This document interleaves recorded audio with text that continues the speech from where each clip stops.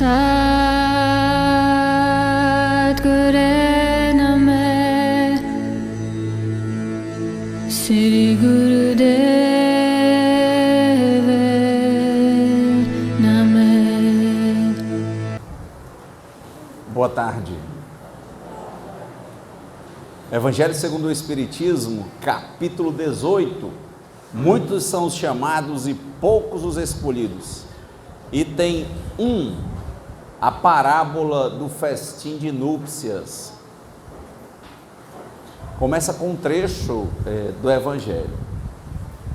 Jesus, falando ainda por parábolas, lhes disse: o reino dos céus é semelhante a um rei que, querendo realizar as núpcias de seu filho, enviou os seus servidores para chamar para as núpcias aqueles que foram convidados, mas eles se recusaram a vir.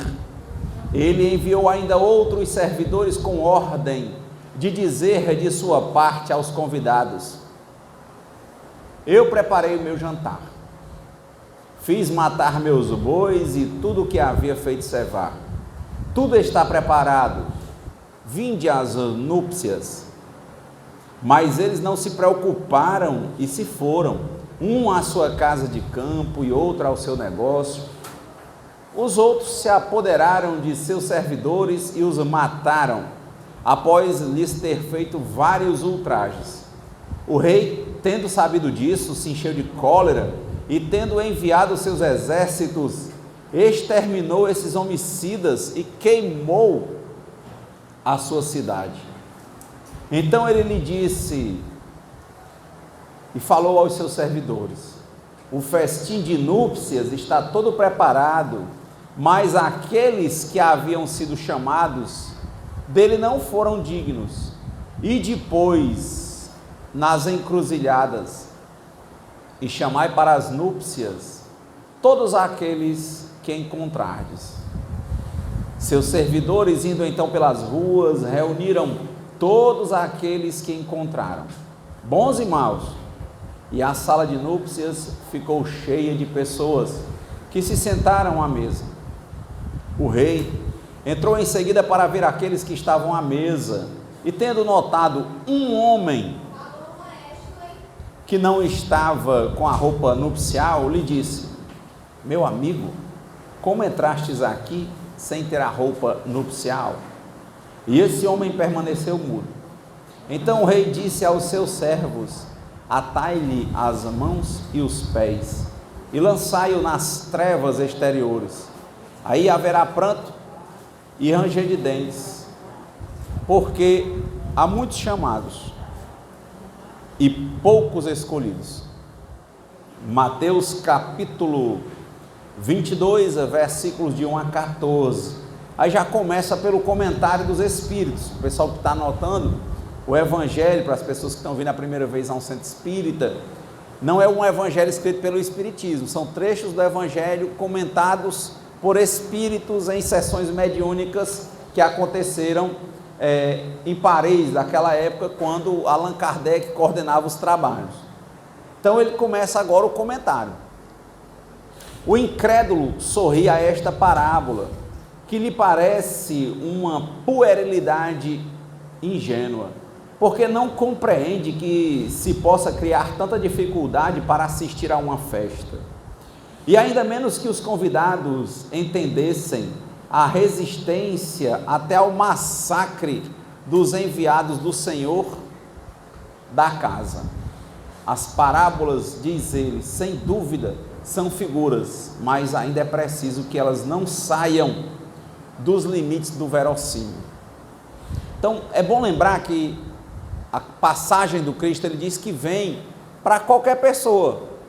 Eu vi inclusive pessoas comentando que espiritismo tinha que ler muito, é uma doutrina muito de leitura.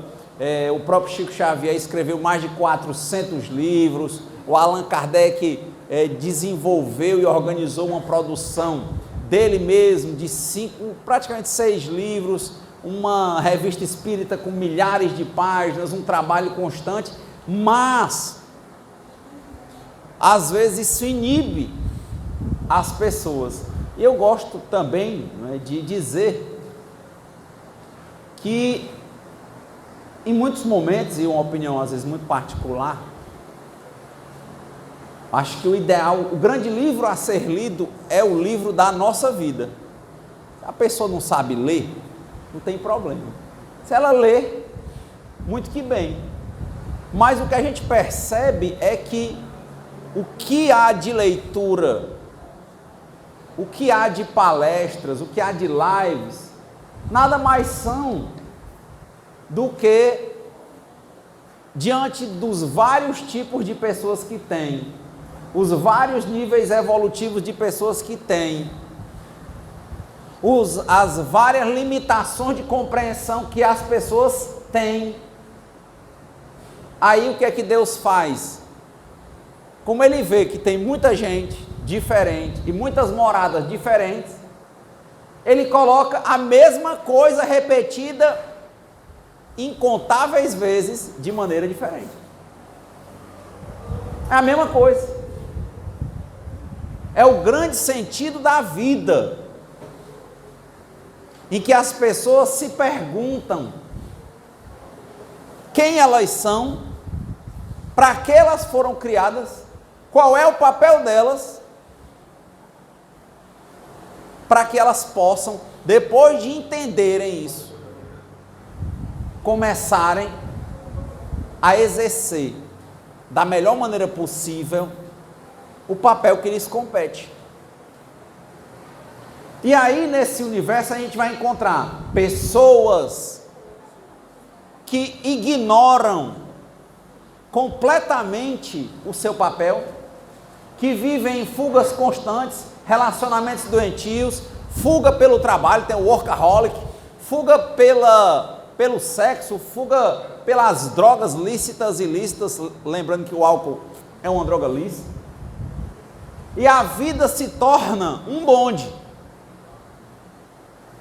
um contínuo de atitudes que nos cansam, que fazem com que o dia se encerre o mais rápido possível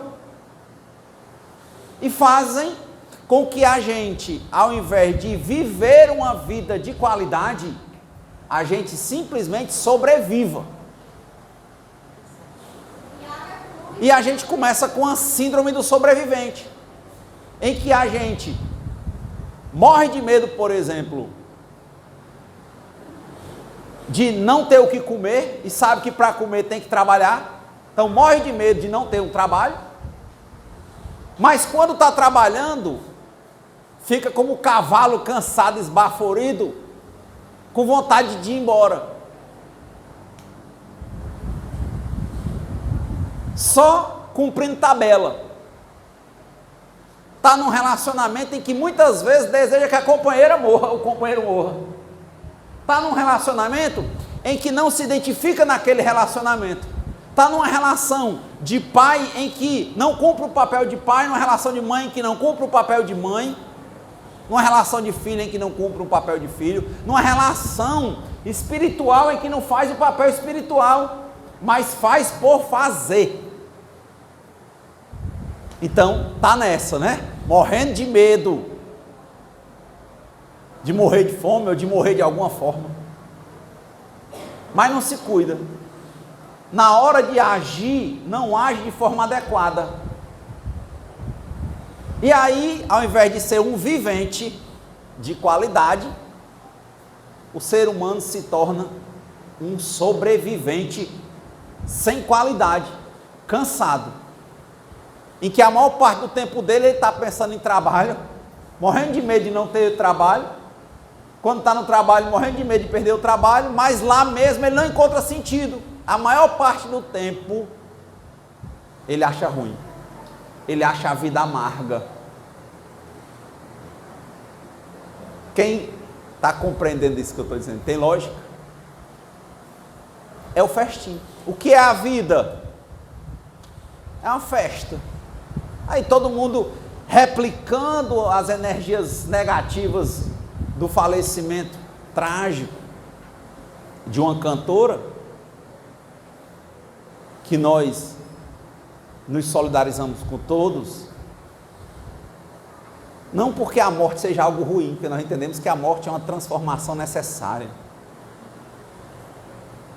mas nos solidarizamos com a incompreensão das pessoas sobre a natureza das coisas, a natureza passageira das coisas, de um Deus que cria, mantém e destrói, transforma, constantemente. Espíritos que são imortais, que estão aqui para aprenderem a serem melhores do que eles mesmos a cada dia, sem quererem ser melhores do que ninguém. Esse é o papel. Não importa quanto tempo eu vivo, importa como eu vivo o tempo que eu vivo. Se eu estou compreendendo isso, se eu estou compreendendo que a vida é uma festa para a qual Deus nos convidou. Só que nessa festa,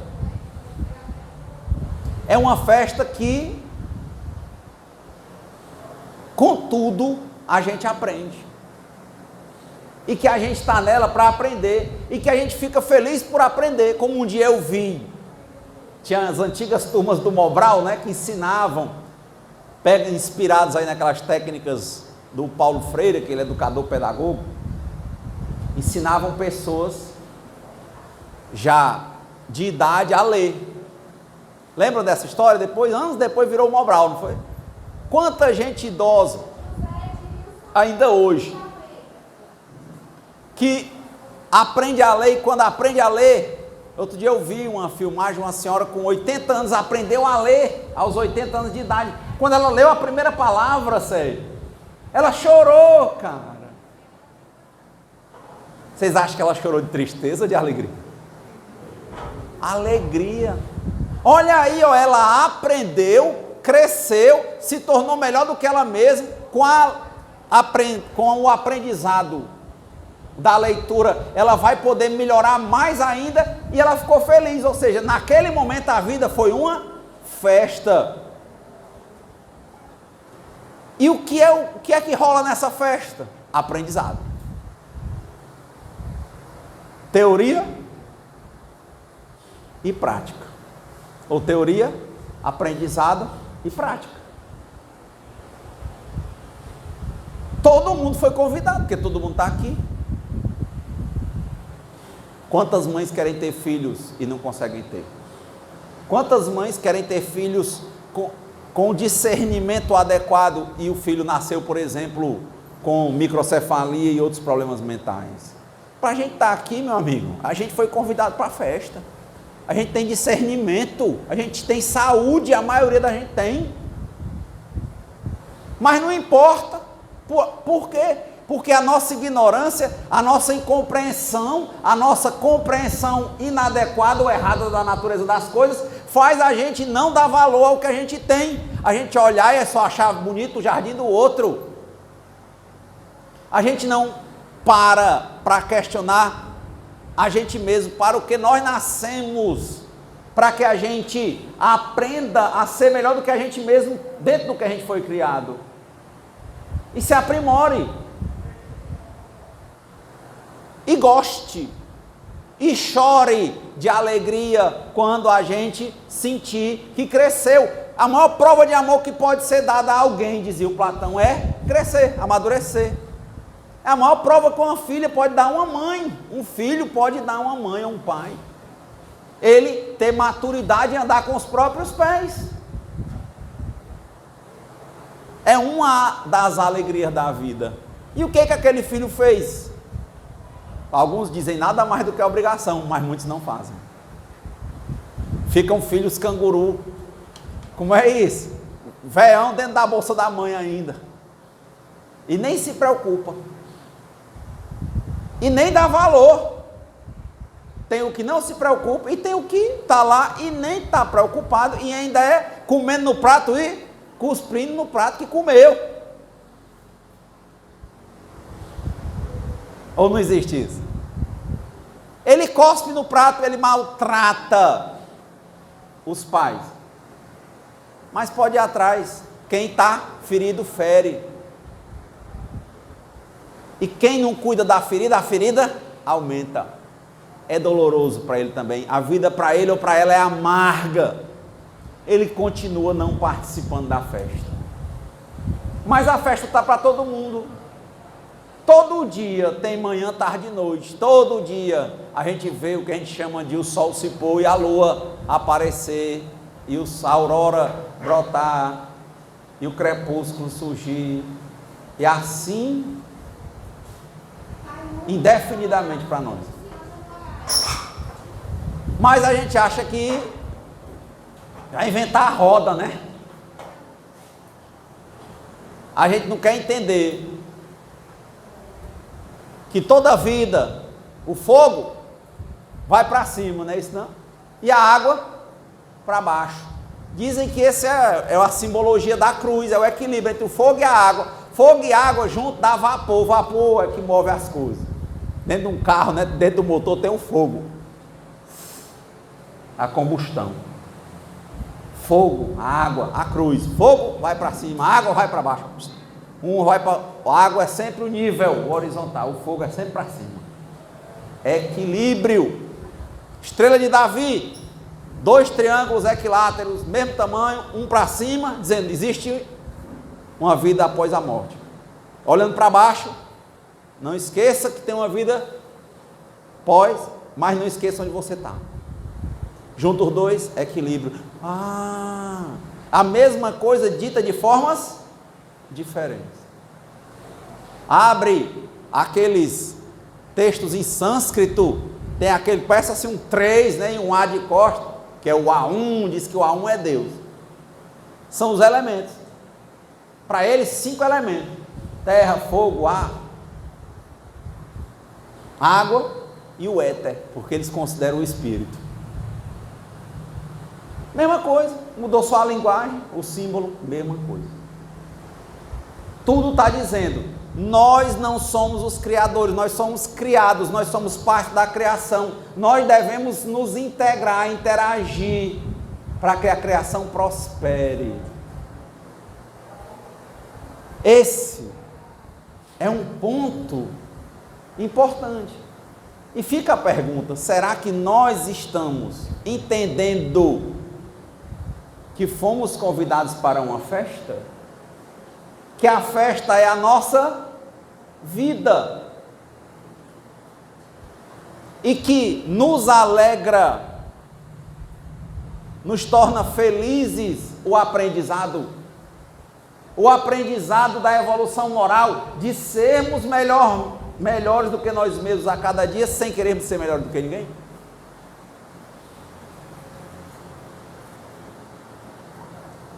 Uma época, no livro Boa Nova, Jesus estava falando na Galileia, onde ele nasceu, e o povo falava mal dele.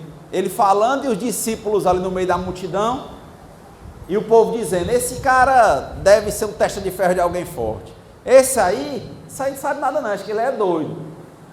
Esse aí que é o filho do carpinteiro, não, tem alguma coisa, né? Assim o povo sempre desconfiando. A gente tem coisas simples. Tem Jesus, eles estavam lá com Jesus Cristo, bem pertinho deles. Simples. Mas as pessoas complicam. Estava vendo aquele empresário, dono da Ambev, das Americanas, o Jorge Paulo Lema, ele dizendo que lá em Harvard, quando ele estudou lá, ele aprendeu uma coisa dos americanos: não complique, faça o simples. Jesus estava lá, mas os caras não queriam ver Jesus. Complica. Você tem uma mãe para você amar, mas você não vê, você complica. Você tem uma vida para viver, mas você não vê, você complica. Você está numa festa para ser feliz, mas você complica. Até na festa de Natal você vai lá e diz assim, que é só falsidade, no fim de ano, só família, falsidade. Complica. Aí quando vai chorar, anos depois, no velório, oh meu Deus, que eu não consegui ter paz, devia muito bem ter entendido que era a lente dos seus óculos que estava suja, não era o povo não, que você tinha muita coisa que poderia ter feito, mas que não fez, porque estava pensando no sujo. Complica, não faz o simples. O cara está te chamando para uma festa, rapaz, vai, e seja feliz. Não é isso no Pequeno Príncipe, a florzinha, quando ele disse, eu vou embora, o que é que ela disse? Vá e seja feliz. Aí o cara complicou, ele disse, vou embora, ela foi simples, vai e seja feliz, na história do Pequeno Príncipe. Mas, como é que eu vou? Quem é que vai te botar água? Quem é que vai te proteger das lagartas? Aí ela respondeu, meu filho, é preciso que eu suporte uma ou duas lagartas, se ao final eu quiser ver as borboletas. Vai, cara, que aí vai, não complica, vá e seja feliz. Eu preciso do que para ser feliz? É a pergunta. Vestir a roupa certa. Ixi, que consumista, né? Não, a roupa é essa, de chegar nos cantos com um sorriso, de amanhecer sendo grato por tudo, agradecer a Deus, amar a Deus sobre todas as coisas, amar ao próximo como a si mesmo, ser grato. Meu Deus, obrigado. Tem uma oração linda que o Divaldo antigamente encerrava, né? Obrigado pelos meus olhos, obrigado pela minha voz, obrigado pelo ar que eu respiro, obrigado por tudo. A gente tem que aprender a ser grato. Outro dia eu recebi uma comunicação, fui convidado para uma cerimônia de Umbanda. Eu cheguei lá, a pessoa quis falar comigo, encarnou lá e quis falar comigo. Aí ele disse assim, meu filho, você sabe qual é o sentido da vida, meu filho? Aí eu disse, fiquei calado, eu não sabia. Ele disse, meu filho, o sentido da vida todinha é a gente aprender a ser grato. Olha. E eu fiquei matutando, olhando para quantas coisas e quantas vezes eu não sou grato, quantas vezes os meus olhos não estão brilhando, quantas vezes o meu coração não está pulsando alegremente, quantas vezes o meu olhar está triste, está preocupado, está sisudo. Eu não estou com a roupa da festa, eu estou digno assim a sair da festa. Quanta gente que você vê que tem muito materialmente, tudo que a mídia diz que te fará feliz e que a pessoa não é feliz, não está com a roupa da festa, não é o dinheiro. Outro dia eu vi, vocês devem ter visto também na televisão, um rapaz que era muito pobre, enricou muito, ficou muito conhecido na internet, é humorista, alegra as pessoas, já está bem no terceiro casamento, tem carro, avião, tem tudo, já está bem no terceiro surto de depressão. Tudo que você disser que é para um rapaz querer de dinheiro, de bens, ele já teve, tem, e nem por isso ele está vestido com a roupa da festa. Qual é a roupa? Alegria. Alegria de viver, mente aberta, confiança em Deus, serenidade para aceitar as coisas que a gente não pode modificar. Lembrando aqui a foto, seu Flávio, né? Seu companheiro partiu, lembra do seu Flávio falando aqui, né? Falava bem, seu Flávio, bem explicado, né? Ele teve que partir, chegou a hora. Uma hora a gente entende como a florzinha, vai, seja feliz, segue. Quantos?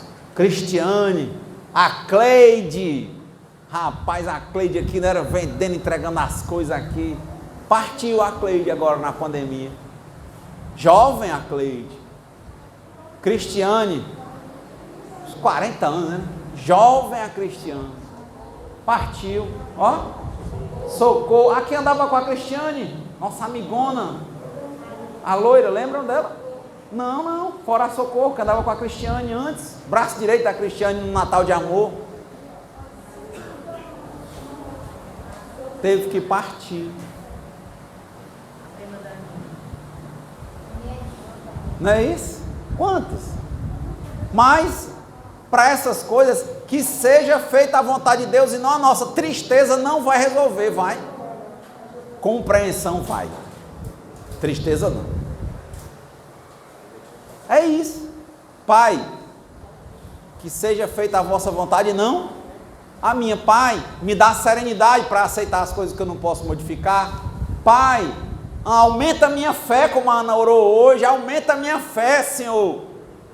Quando é que eu vou pedir para Deus aumentar a minha fé? Só quando eu tenho um problema, que eu acho que é um problema grande? Não. Quando eu começar a olhar para mim e ver que eu não estou tendo gratidão. Quando eu olhar para o espelho e ver que eu não estou sorrindo. Renato, mas nem tudo é alegria, mas é uma festa. É alegria sim. E nem uma festa, mesmo quem está usando alucinógeno, eu nunca vi passar toda hora achando graça, uma hora está calado. Então tem coisas que a gente não pode explicar.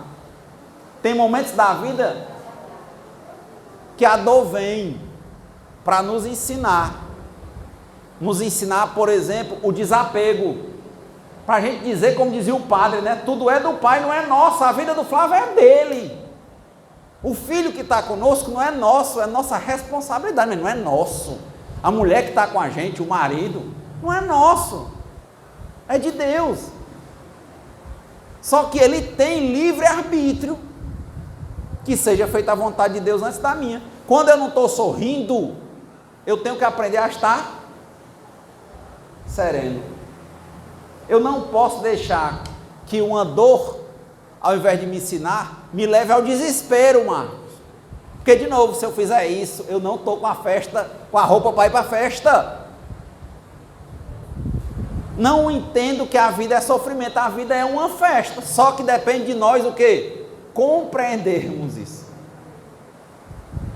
E fazermos a nossa parte. Porque o espírita trabalha com a ação. Ele age, ele diz, seja feita a vontade de Deus antes da minha, mas eu vou fazer a minha parte, e faz.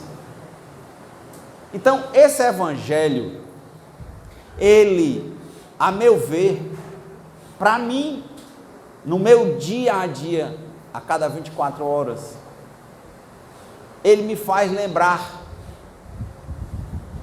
qual é o meu papel, que é ficar lendo o maior livro. Qual é o maior livro? O da minha vida, saber quem eu sou, para que Deus me criou, minha relação com Deus, ser grato,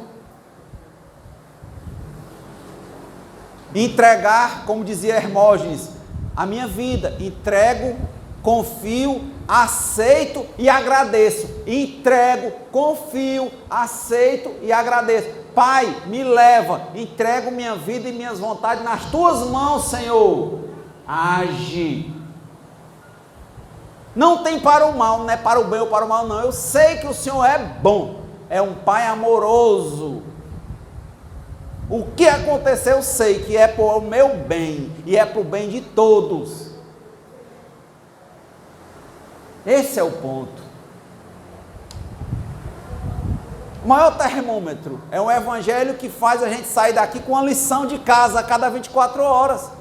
Olhar para a gente mesmo, para a gente se amar. Olhar para a gente mesmo, para a gente ver se a gente está ferido, para a gente se curar.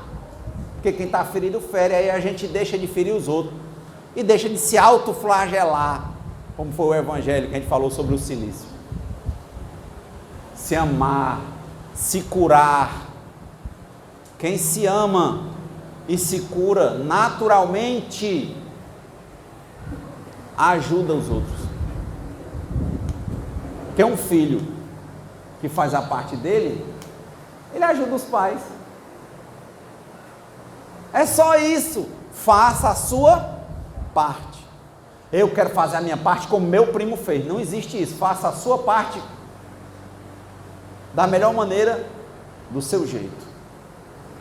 E converse com Deus todo dia. Se você não tem como melhorar, você vai ver que tem. Então, olharmos constantemente para a nossa silhueta, para nós, como é que a gente está. Nesse momento, eu estou vendo vários olhos aqui, que eu posso estar lendo errado, mas que eles estão tensos, que eles estão preocupados, que eles estão apegados consequentemente, que eles não estão entregando a vida a Deus, que eles talvez não estejam aceitando alguma coisa de Deus, que não estão tendo serenidade, que estão tristes, que estão às vezes se autoflagelando, porque estão vendo tanto de vezes que eles não têm gratidão, que não estão vestindo a roupa para ir para a festa, que eles são autopiedosos, tem mais lamentação do que gratidão.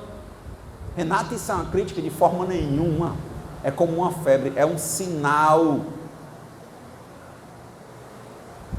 Porque o que você está vendo é um caos. Dizia o Raul Seixas, esse caos vigente é um sinal de que algo está para acontecer. Faça! Tome as rédeas da sua vida. Quem leu um dos livros mais antigos da humanidade, que é o Mahabharata, é engraçado, né? Porque lá tem um avatar, uma encarnação de uma feição do Criador, que é Krishna.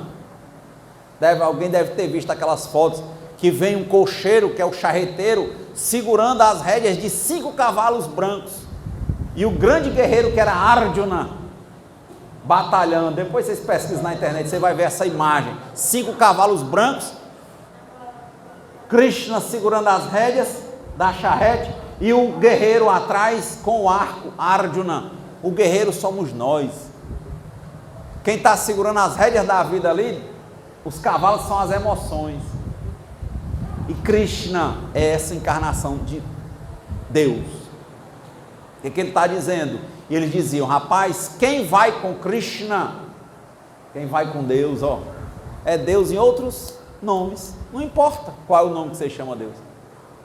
Lá no Mahabharata, que é o 5º livro dessa obra,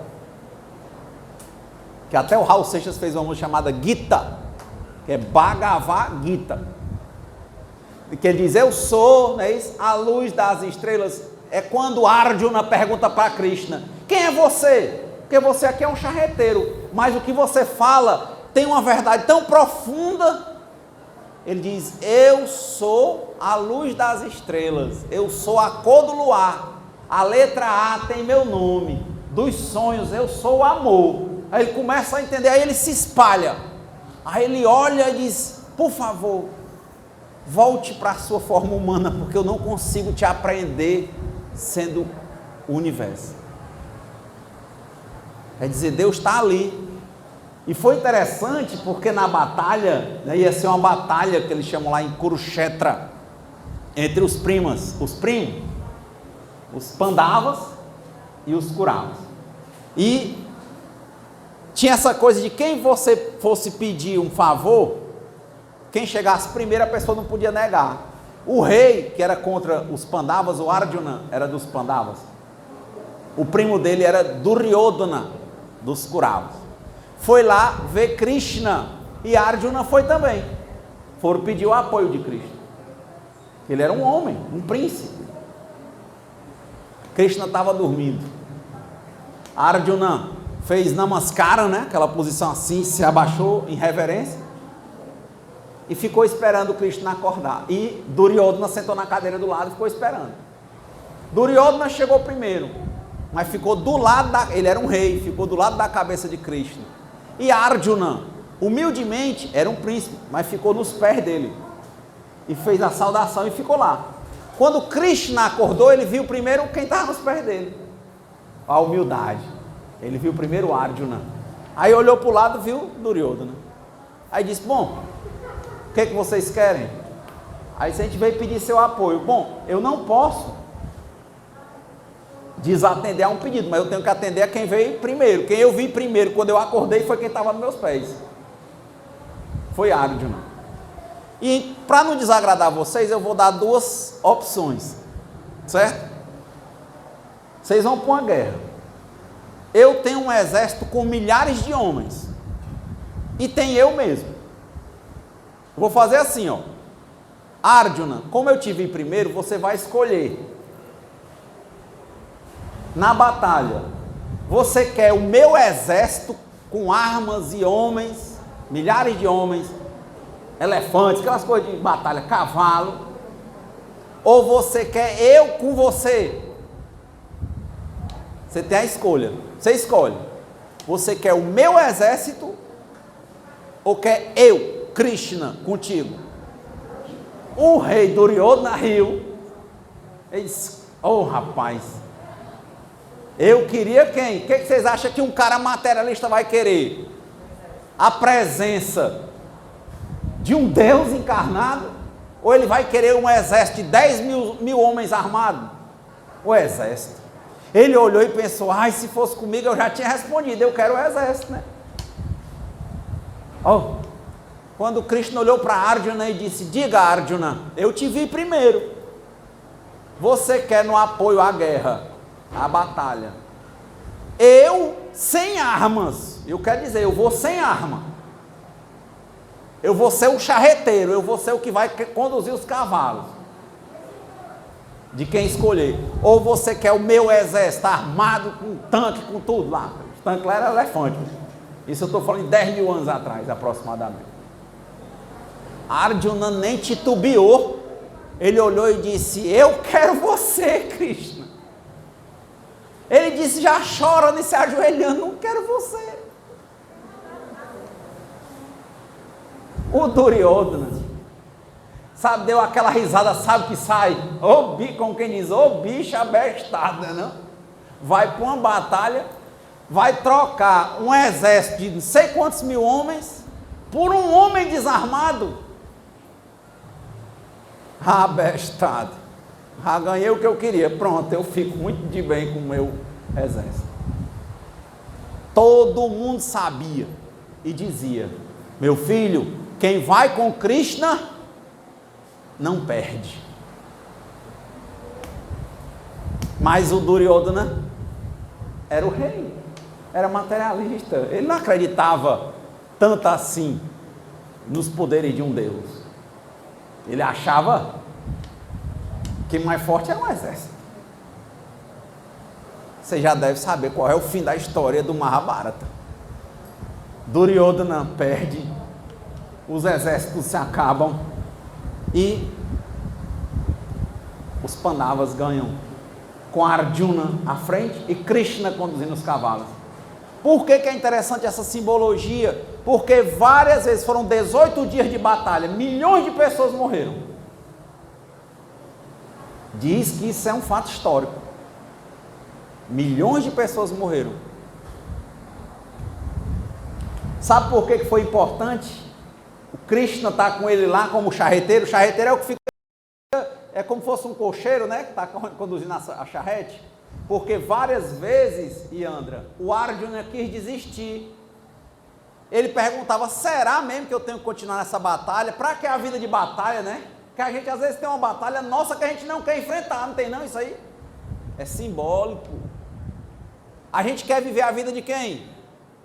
Dos outros. O jardim do outro é que é verde, o nosso não presta não. A gente tem a nossa batalha, tem a nossa família, que família ninguém escolhe. A gente quer fugir dela, a gente quer achar bonito é o outro. É muito lindo essa história. Nós temos a nossa batalha e várias vezes no meio dela a gente quer, sai fora. Não quer fazer o que é para a gente fazer.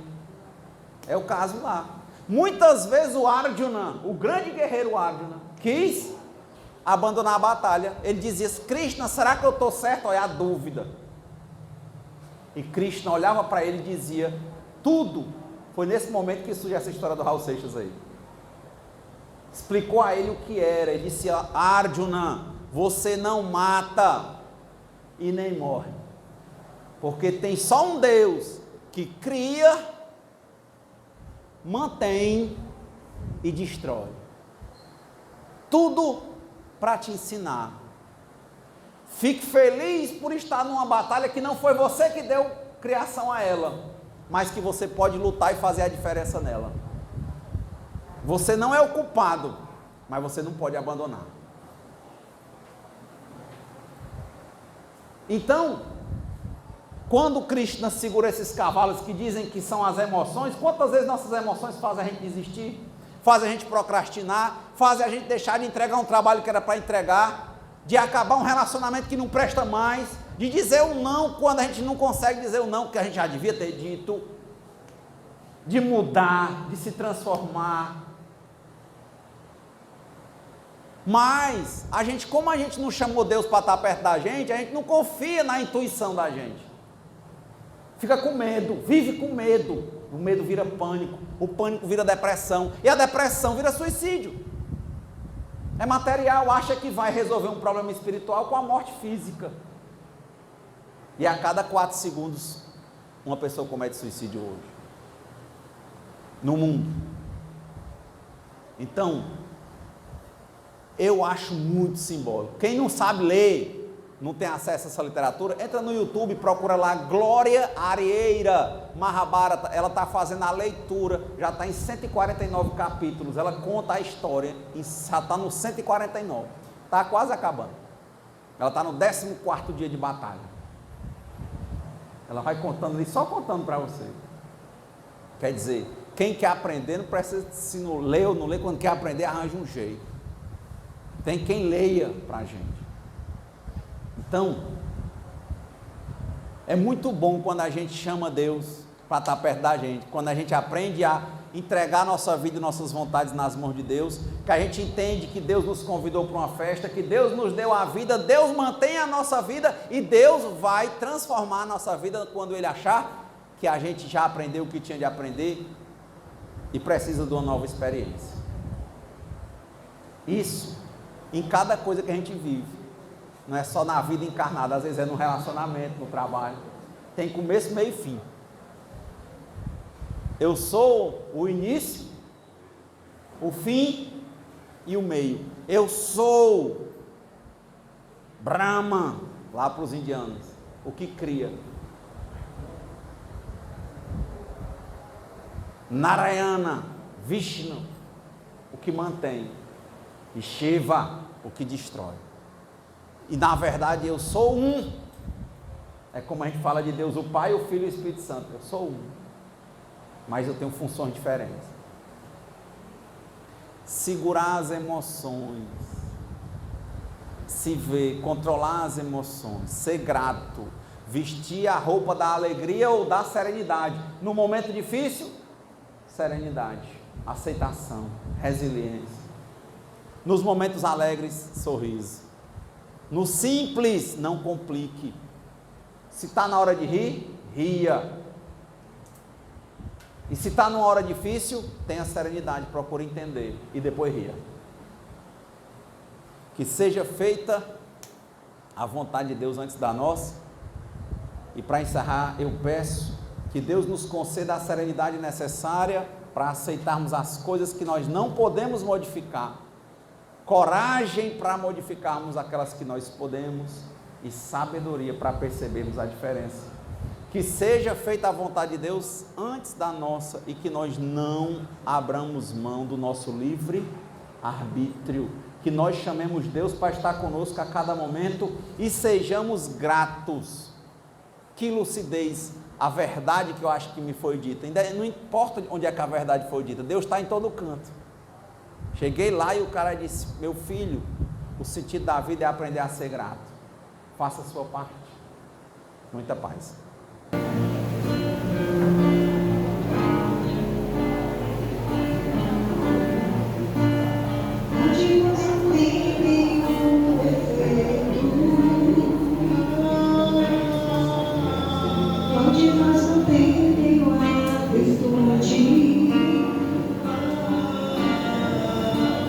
Precisamos só achar um jeito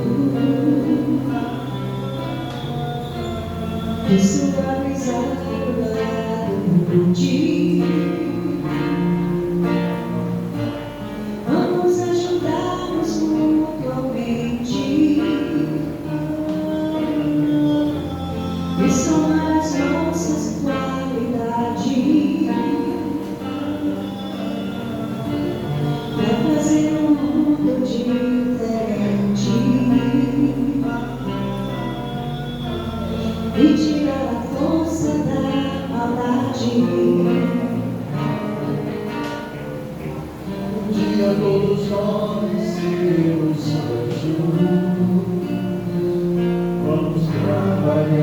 Vamos trabalhar e acreditar e acreditar que no futuro nós seremos anjos